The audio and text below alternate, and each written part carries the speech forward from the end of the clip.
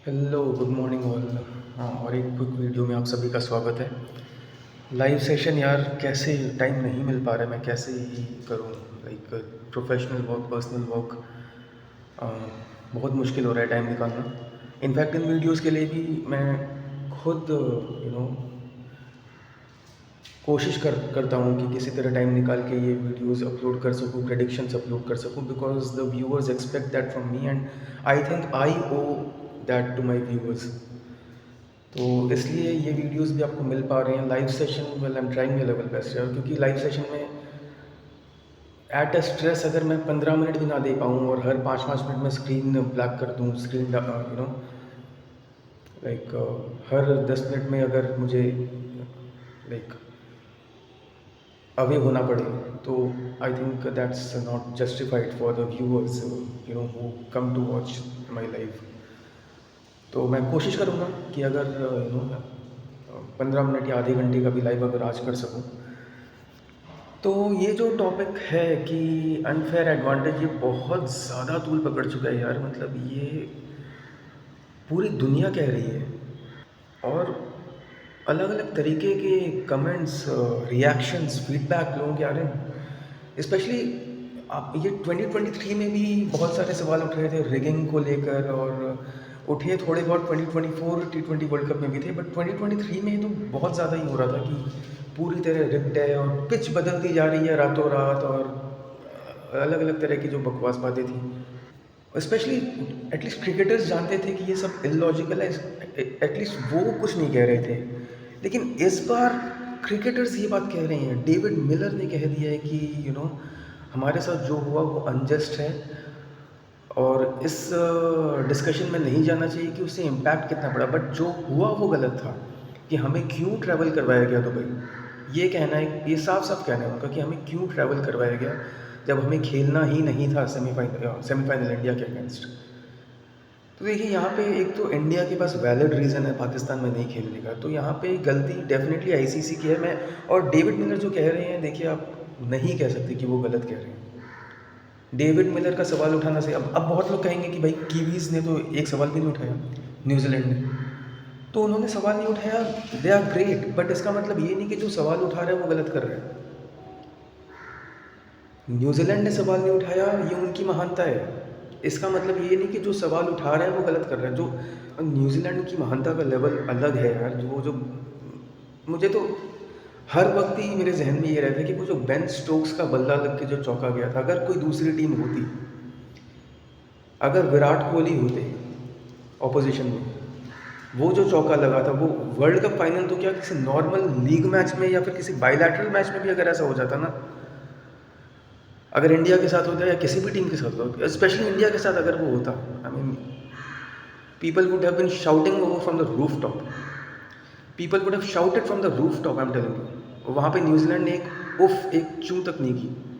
तो ये उनकी महानता का लेवल अलग है यार। न्यूजीलैंड, आई मीन सेंट्स कह लो, डिवाइन कह लो, लव यू 3000 कह लो, जितना कहो कम है न्यूजीलैंड के लिए तो। और ये डेफिनेटली बहुत बड़ी बात है कि न्यूजीलैंड शिकायत नहीं कर रही, बट इसका मतलब ये नहीं कि जो कर रहे हैं वो गलत है। देखिए, बट यहाँ पे गलती किसकी है? गलती इंडिया की नहीं है। यहाँ पर आप समझिए बात को, यहाँ पे गलती है पीसीबी की और आईसीसी की।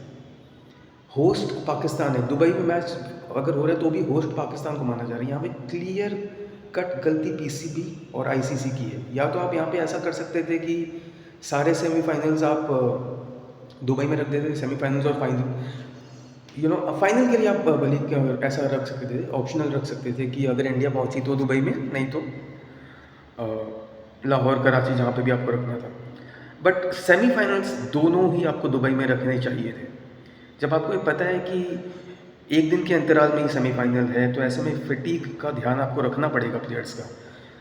फाइनल के लिए आई वुड स्टिल से कि हाँ, वो हो सकता था, बट ये देखिए, एक आम इंसान अगर ये कह पा रहा है तो ये तो, आई मीन ये टर्म्स मैं यूज़ करना एप्रोप्रिएट समझता नहीं हूँ, बट ये कॉमन सेंस की बात है यार। दोनों सेमीफाइनल्स आपको दुबई में ही रखने चाहिए थे, and that's just common sense. तो यहाँ पे गलती है पीसीबी और आईसीसी की, क्लियरली।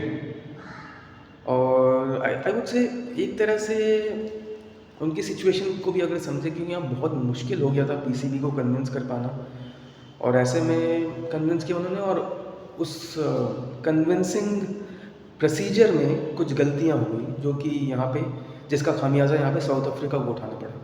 और अगर खामियाजा भी नहीं उठाना पड़ा है, अगर उस वजह से भी साउथ अफ्रीका नहीं हारी है, आप चलो ये भी कंसिडर कर लें कि साउथ अफ्रीका इसलिए नहीं हारी है, तो भी ये गलत था। तो भी मिलर जो सवाल उठा रहे हैं आप उन्हें गलत नहीं कह सकते। तो ये तो बात हो गई और क्योंकि सिर्फ मिलर नहीं बल्कि बटलर ने भी सवाल उठाया है। और बार बार देखिए ये कहना कि भाई परफॉर्मेंस ही उनकी गलत है, परफॉर्मेंस ही ख़राब है, ये तो एक्सक्यूज़ है।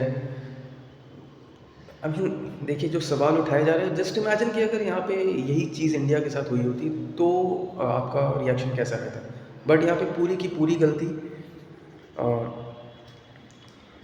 जो ऑर्गेनाइजर्स हैं, जो कि है पीसीबी, उसकी है।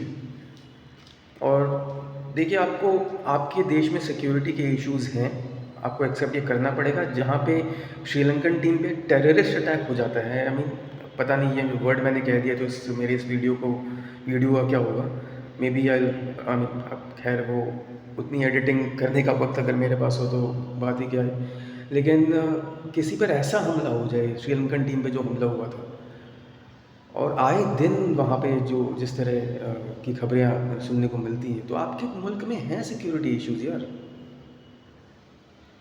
ये आप एक्सेप्ट कर लोगे तो उसमें आपकी कोई इंसल्ट नहीं हो जाएगी।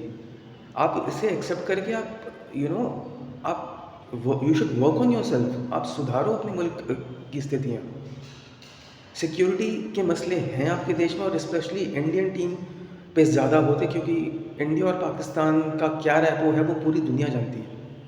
तो इंडियन टीम अगर जाती तो वो एक खतरा रहता इंडियन टीम पे, और इसलिए हमने अपनी टीम नहीं भेजी। You should have understood, you should have tried to accept that decision.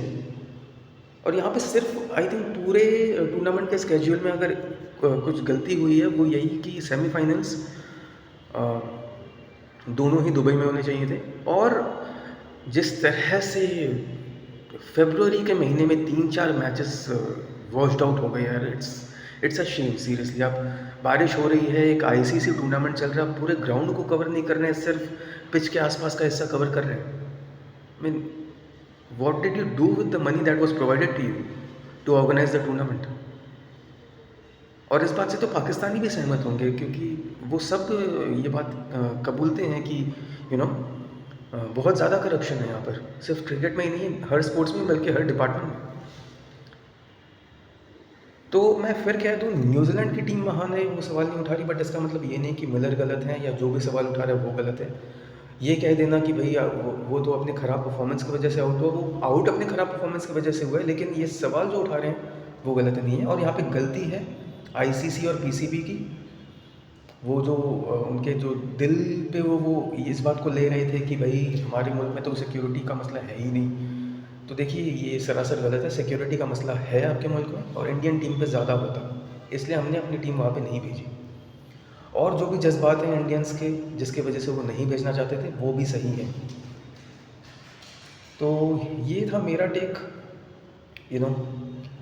Summarise भी कर दिया मैंने। और लाइव सेशन पूरी कोशिश रहेगी, बट ये आई थिंक पहली बार हो रहा है कि दुनिया तो कहती है, लेकिन जब क्रिकेटर्स, फॉर्मर क्रिकेटर्स भी सवाल उठाने लग जाएं, तो यहाँ पे it should be actually considered, it should be given a thought.